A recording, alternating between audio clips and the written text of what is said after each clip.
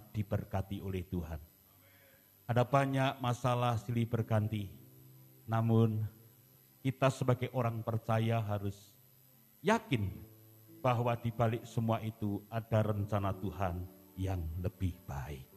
Bapak Ibu, pagi hari ini saya akan sampaikan seperti yang sudah saya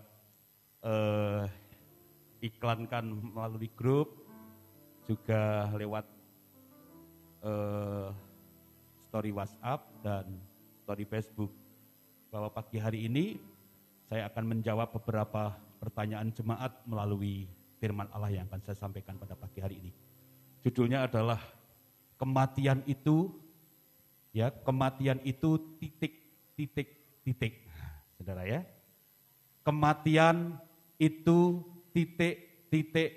Nah, kita akan menjawab titik-titiknya itu apa pagi hari ini, Bapak Ibu ya. Nah, kita akan satu pujian dulu sebelum kita mendengarkan firman Tuhan ini, supaya nanti firman Tuhan ini betul-betul mendarat dengan baik di hati kita.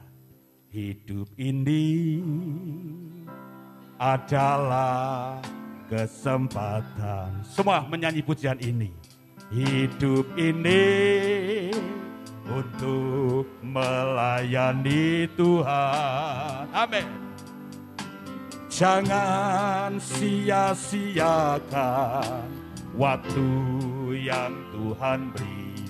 Hidup ini harus jadi, oh Tuhan, oh Tuhan, pakailah hidupku selagi aku masih kuat, selagi aku masih kuat. Bila saatnya nanti ku tak berdaya lagi, hidup ini sudah jadi berkat. Kita akan angkat pujian ini nanti setelah firman Tuhan. Kita buka Alkitab kita di dalam Lukas pasal 16. Kalau saudara yang mau mencatat, catatlah ya, ini baik sekali. Lukas pasal yang ke-16 ayat 19 sampai ayat yang ke-31, Bapak Ibu. Kita akan baca bergantian supaya semua terlibat dalam pembacaan firman Allah. Karena firman Tuhan katakan berbahagialah orang yang membaca, mendengar, merenungkan firman Tuhan. Lukas pasal 16 ayat 19 dan seterusnya. Yang sudah ketemu berkata, oh ye. Baik, sudah ketemu semua. Saya baca dari ayat yang ke-19. Ada seorang kaya yang selalu berpakaian jubah ungu dan kain halus, dan setiap hari ia bersukaria dalam kemewahan.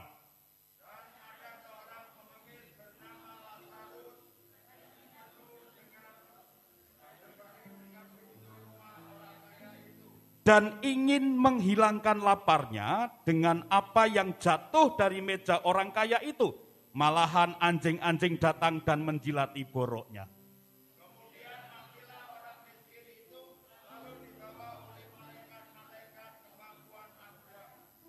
Orang kaya itu juga mati, lalu dikubur, dan sementara ia menderita sengsara di dalam maut, ia memandang ke atas, dan dari jauh dilihatnya Abraham dan Lazarus duduk di pangkuannya.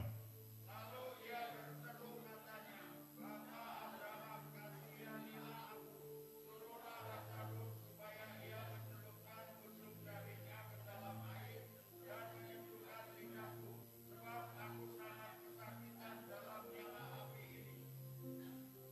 Tetapi Abraham berkata, anak, ingatlah bahwa engkau telah menerima segala yang baik sewaktu hidupmu, sedangkan Lazarus segala yang buruk.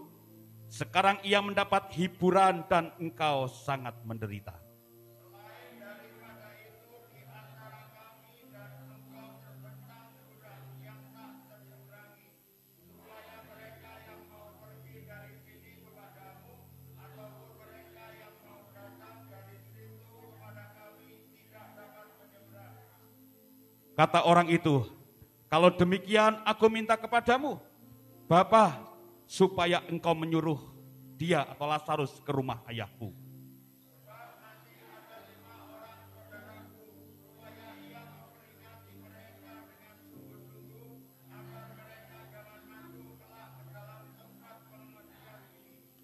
Tetapi kata Abraham, ada pada mereka kesaksian Musa dan para nabi, baiklah mereka mendengarkan kesaksian itu.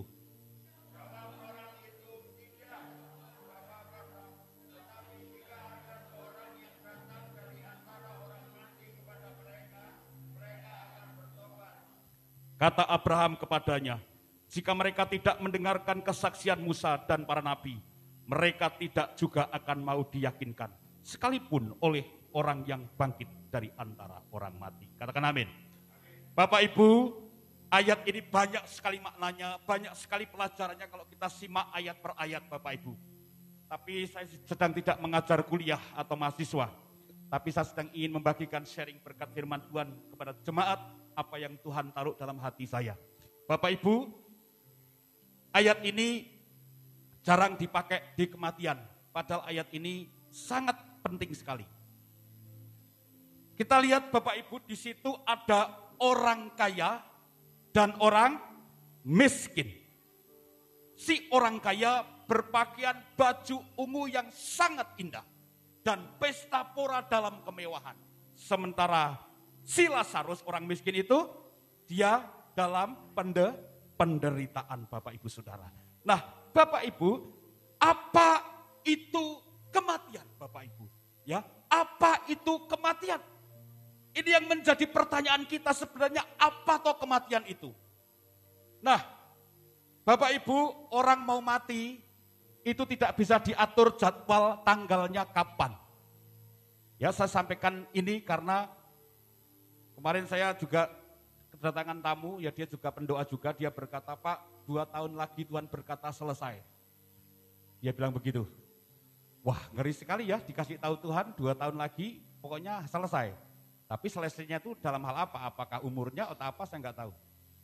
Tetapi sebenarnya orang mati itu nggak ada yang tahu. Tapi kalau melahirkan bisa diatur tanggalnya, jamnya, harinya. Betul tidak saudara? Saudara kalau mau pingin misalnya sudah kelihatan 9 bulan dari hamil pertama, lalu saudara mau atur tanggal berapa? Bisa zaman sekarang. Ya, bisa diatur tanggalnya melalui apa saudara? Sesar. Tapi untuk mati tidak ada yang bisa mengatur kecuali Tuhan. Nah, banyak sekali makna ayat ini kalau kita baca, ya apa yang harus kita lakukan. Namun sekarang kita akan belajar dulu, apa itu kematian? Kematian adalah titik-titik.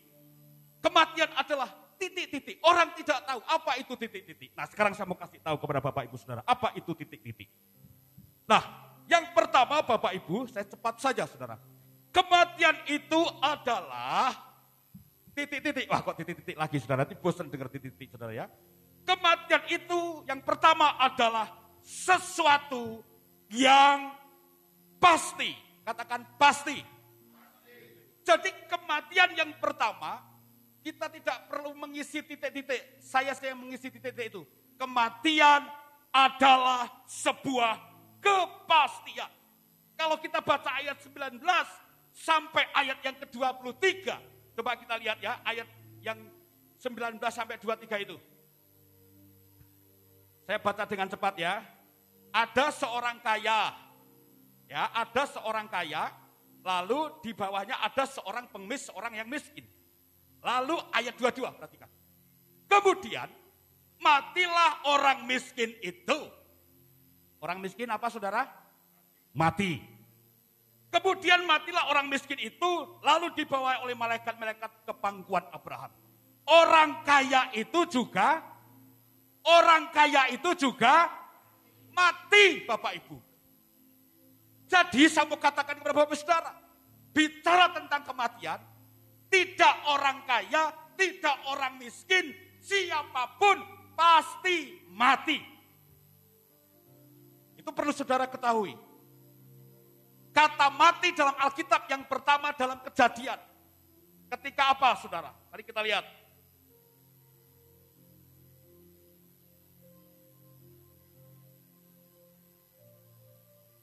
Ya, dalam Kejadian. Dikatakan dalam pasal 2, Kejadian 2 begini. Tetapi pohon pengetahuan tentang yang baik dan yang jahat itu, janganlah kau makan buahnya. Sebab pada hari engkau memakannya, pastilah engkau mati. Memang pada waktu Adam dan Hawa makan tidak langsung mati.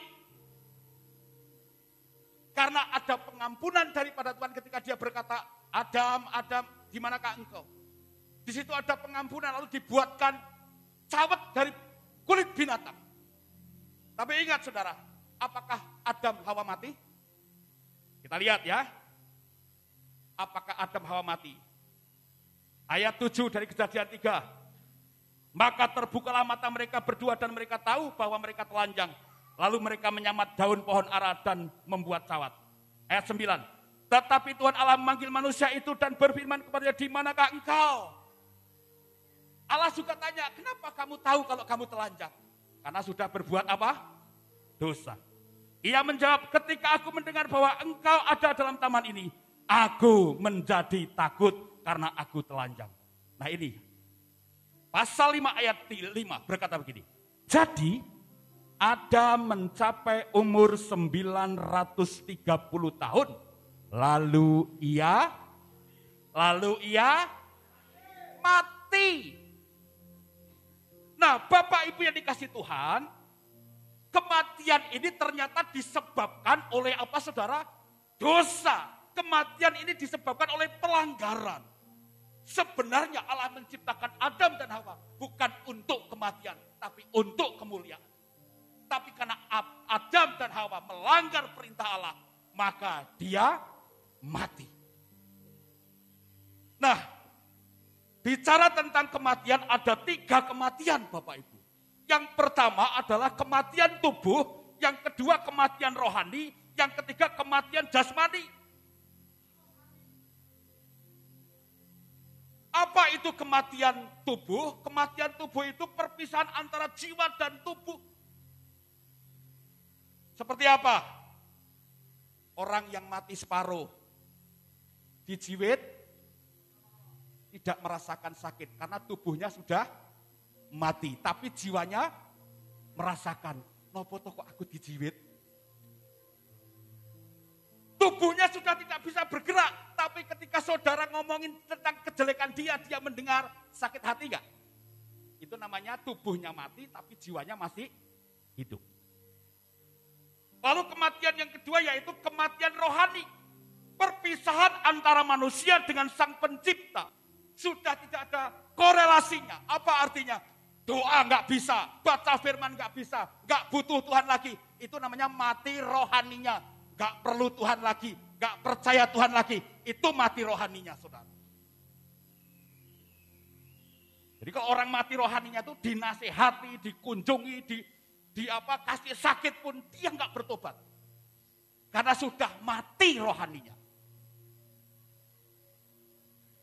Parah lagi kalau mati tubuhnya, mati rohaninya, mati jiwanya.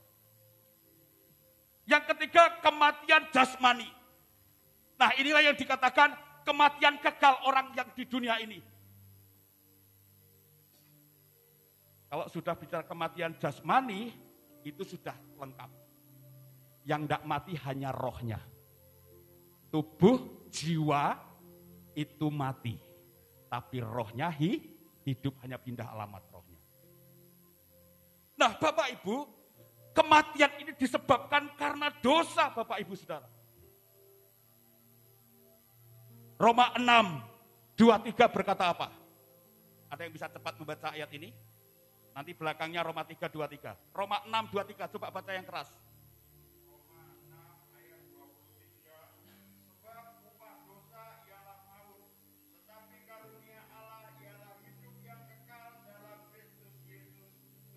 Ya, upah dosa adalah apa? Apa itu maut? Kematian. Jadi yang menyebabkan kematian adalah dosa. Maka Yesus datang kepada kita, mengampuni dosa kita, supaya kita memperoleh kehidupan yang kekal. Nah, Bapak Ibu Saudara, jadi kematian itu apa? Kematian itu apa? Loh, nggak pada ngerti ini ya. Saya ngomong teriak-teriak tadi. Kematian itu adalah sebuah kepastian. Ada yang nggak mau mati di sini? Tinggal dhewe ning donya. Semua orang ke sana karena ini adalah sebuah kepastian. Bahasa rohaninya tinggal lumahe wis dadi apa? Durung. Itu yang pertama ya. Kematian adalah apa? Kepastian. Ndak sugih, ndak melarat, ndak orang mewah, orang sederhana, semua akan mati. Yang kedua, Bapak Ibu, apa itu kematian? Kematian itu titik-titik. Kematian itu adalah akhir. Katakan akhir. Kematian itu adalah akhir. Akhir dari apa? Akhir daripada kehidupan di dunia ini. Coba mari kita lihat ya. Di ayatnya yang tadi dua-dua tadi. Kita perhatikan baik-baik. Ya, kematian itu adalah akhir. Di ayat 22 tadi, kita kembali ke Alkitab kita. Kemudian, matilah orang miskin itu, lalu dibawa oleh malaikat ke pangkuan siapa? Ke pangkuan siapa? Oke, sekarang lihat orang kaya. Orang kaya itu juga mati, lalu dikubur juga. Dan sementara ia menderita sengsara di dalam alam maut, ia memandang ke atas, dan dari jauh dilihatnya Abraham dan Lazarus duduk di pangkuannya. Jadi kematian adalah akhir daripada apa?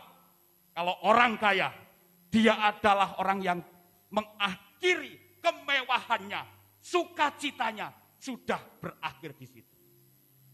Lazarus orang yang menderita, orang yang miskin, disitulah dia berhenti akan kemiskinannya, dia berhenti kepada penderitaannya.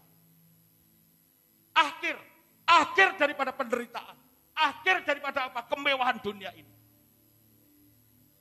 Kemarin saya ngobrol-ngobrol sama Pak Samyono ya. Ada teman kita, dua anak buahnya Pak Denny, yang sekarang dipanggil Tuhan. Katanya tanahnya di mana-mana. Orang ini cukup kaya. Tapi pertanyaannya, ketika mati dibawa tidak? Ketika mati dibawa tidak? Kekayaan seperti apapun akan berakhir di mana? Kematian. Penderitaan seperti apapun akan berakhir di dalam kematian. Jadi Bapak Ibu, yang kaya tidak usah membusungkan dada aku orang kaya. Karena toh akhirnya juga akan berpisah dengan kekayaannya. Yang miskin, yang tidak punya apa-apa juga jangan sombong dengan kemiskinannya. Karena satu saat nanti juga akan berpisah. Dan tidak bisa apa-apa lagi. Ditinggalkan semua. Ya kalau harta kekayaan kita dibawa dikubur, tidak amat kuburannya saudara.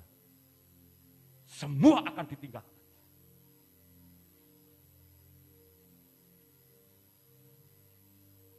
Jadi kematian adalah akhir daripada penderitaan, akhir daripada kebahagiaan di dunia ini. Kematian adalah akhir daripada kemewahan. Kematian adalah akhir daripada kehormatan. Kematian adalah akhir daripada pesta pora kesenangan dunia ini. Kematian adalah akhir dari segala yang enak-enak di dunia ini. Jadi yang pertama, kematian itu titik-titik, kita akan jawab ya. Yang pertama apa? Kematian itu pasti. Yang kedua, kematian itu akhir daripada apa yang ada di dunia yang fana ini. Karena nanti kita akan masuk di kehidupan batin, kita akan lihat nanti terusnya. Ya, jadi itu adalah akhir. Nah sekarang kita lihat yang ketiga, terus saja saudara ya. Yang ketiga Bapak Ibu, kematian itu titik-titik. Ya, kematian yang ketiga adalah awal dari segala yang baru. Ya, kalau tadi akhir berakhir kok awal lagi, gitu ya. Kematian adalah awal. Awal dari apa Bapak Ibu? Mari kita lihat ayat 22 lagi Bapak Ibu. Kembali lagi ke laptop kita, ke Alkitab kita. Ayat 22 berkata begini. Kemudian matilah orang miskin itu, lalu dibawa malaikat Tuhan kemana? Lazarus mati kemana? Ke pangkuan Abraham. Lalu kita lihat orang kaya. Orang kaya itu juga mati, lalu ia dikubur, dan sementara ia menderita sengsara di alam maut. Kematian adalah awal daripada kekekalan. Lazarus akan mengalami yang namanya duduk di pangkuan Abraham, yang dikatakan sorga yang mulia. Dia berada di sorga, terbentang jarak yang jauh dengan orang yang kaya tadi. Saudara jangan tanda kutip ya ini ya, orang kaya bukan semua orang kaya seperti itu. Ya ini orang kaya yang tidak takut Tuhan. Perhatikan saya tanda kutip dulu. Ya, jadi ini orang kaya yang tidak takut Tuhan. Kalau orang kaya takut Tuhan, masuk surga. Nanti kita akan lihat dulu ya. Saya teruskan dulu. Jadi kematian adalah awal daripada kekekalan kita. Tinggal kita pilih yang mana. Kalau mau seperti Lazarus, tinggal duduk dalam pangkuan Abraham. Ya, kita lihat Lazarus orang yang baik. Orang yang rendah hati. Orang kaya ini hanya menghambur-hamburkan uangnya dalam hidup dalam kemewahan. Setelah akhir daripada kemewahan, tapi dia sedang mengawali kehidupan dalam penderitaan. Tapi Lazarus selama di dunia menderita boroan, sakit, kekurangan. Tapi ketika mati menjadi awal di mana dia akan duduk di kanan Allah. Dia masuk dalam kerajaan surga. Dan kalau kita lihat tafsiran-tafsiran Alkitab, Lazarus adalah orang yang baik, orang yang taat. Lazarus adalah orang yang takut akan Tuhan. Kuncinya adalah takut akan Tuhan. Nah, Bapak Ibu Saudara yang kasih Tuhan, siapa yang ingin seperti Lazarus? Masuk dan duduk dalam pangkuan Abraham. Kita lihat ya kata-kata orang kaya tadi. Ketika dia tahu Lazarus ada di pangkuan Abraham, dia berkata apa? Abraham, mbok suruh Lazarus pulang. Jadi perhatikan ya, saya katakan yang mungkin orang-orang yang kita kasih sudah meninggal dulu. Jadi pelajaran buat kita. Orang kaya berkata sama Abraham, suruh Lazarus pulang karena ada 5 keluargaku yang belum percaya. Karena ada keluargaku yang belum tahu kebenaran. Suruh pulang, suruh kasih tahu. Abraham ngomong apa? Tidak bisa. Orang mati sudah gak bisa pulang. Tapi Abraham ngomong ada Musa, ada nabi-nabi yang akan memberitahu bahwa hidup itu harus benar di mata Tuhan supaya bisa seperti Lazarus. Masalahnya, kita mendengar enggak omongan hamba Tuhan? Kita mendengar enggak para nabi-nabi? Kalau kita salah dinasihatin Pak Gembala, dinasihatin hamba-hamba Tuhan, nurut enggak? Ya, kalau sudah keterlaluan lalu gembalanya ngomong, jangan Pak, itu dosa Pak, nanti Bapak masuk neraka. Malah dijawab, Allah kayak Pak Timo, ponakane sing gawe urip bae, malah dijawab gitu saudara ya. Dan kayak gitu kan repot saudara. Abraham ngomong, nabiku sudah bicara. Nabiku yang akan memberitahu. Musa dan nabi-nabi yang lain. Nah, Yesus, dia tidak hanya seorang nabi, tapi dia Tuhan. Dia memberitahu kepada kita. Mari kita lihat.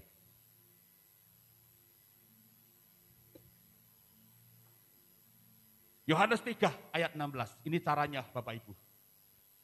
Kalau saudara mau duduk dalam pangkuan Abraham. Coba, nggak usah dibuka, hafalin aja ayat ini. Yohanes 3 ayat 16 berkata apa? Terus?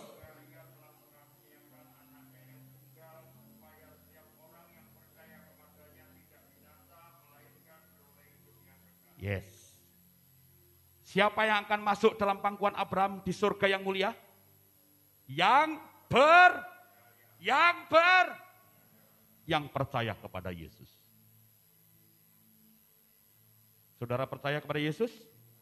Orang yang percaya, dia akan mengasihi Tuhan dan melakukan perintah-perintah. Yohanes 14 ayat 2, 3, dan 6 berkata begini, dengarkan baik-baik. Di rumah Bapakku banyak tempat tinggal. Jika tidak demikian tentu aku mengatakannya kepadamu sebab aku pergi ke situ untuk menyediakan tempat bagimu. Ayat 3.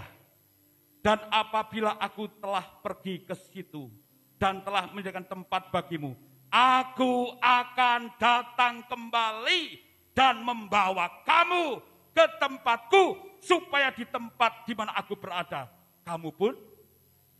Jadi orang yang percaya, ya, kita sudah menikmati kuasa daripada kenaikan Tuhan ke surga. Dia ke sana menyediakan tempat. Dan kalau tempat itu sudah jadi, dia berjanji akan datang lagi menjemput kita dan duduk bersama dengan Bapa kita di surga. Kuncinya apa saudara? Pitados mring Gusti. Ayat 6. Kenapa harus percaya Yesus? Ayat 6 berkata, karena Yesus, kata Yesus kepadanya, akulah jalan dan kebenaran dan hidup. Tidak ada seorang pun yang datang kepada Bapa kalau tidak melalui. Jadi pintunya siapa? Yesus. Karena dia adalah jalan kebenaran. Yuk, kita sama-sama datang kepada Tuhan. Di waktu yang ada ini, selagi masih diberi kesempatan, beribadahlah kepada Tuhan. Karena itu yang dikehendaki Allah. Cari dia selagi berkenan. Dikatakan semua orang berbuat dosa. Dan akibat dosa adalah kematian. Tapi orang-orang yang menerima kasih karunia, betul secara jasmani mati, tapi rohnya, ya, rohnya akan mengawali dalam kehidupan yang baru, yaitu kekal. Ada orang mengatakan 1000 tahun damai, ada yang mengatakan firdaus, ada yang mengatakan hidup dalam kekekalan. Itu yang dikatakan surga yang mulia, surga yang baka, Bapak Ibu sekalian. Haleluya. Mari kita renungkan firman Tuhan pagi hari ini. Apa itu kematian? Yang pertama, kepastian. Yang kedua apa? Akhir. Yang ketiga adalah awal. Ingat, siapapun kita pasti mati. Berapapun kekayaan kita, berapapun penderitaan kita, pasti akan berakhir. Tapi kita akan ditentukan dengan cara hidup kita di dunia untuk kita mengawali di kehidupan yang baru di sorga yang baka itu. Kalau kita hidupnya nggak benar, kita akan di neraka dalam api siksaan. Tapi kalau hidup kita benar, kita akan bersama dengan Tuhan di sana dalam pangkuan Abraham. Bahkan tidak hanya itu saja, kita akan duduk di sebelah kanan Bapa kita, ya, bersama dengan Yesus Kristus, Tuhan Allah kita. Kuncinya apa? Kuncinya apa saudara? Pitados, percaya dengan Tuhan. Pitados mring Gusti. Pelayan perjamuan bisa maju. Mring Gusti. Pitados mring Gusti. Mring Gusti. Pelayan perjamuan bisa maju ke depan. Haleluya, pitados mring Gusti.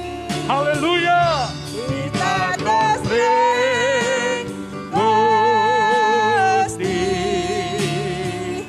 Pitados mring Gusti. Pitados mring Gusti. Hatiku percaya, hatiku percaya.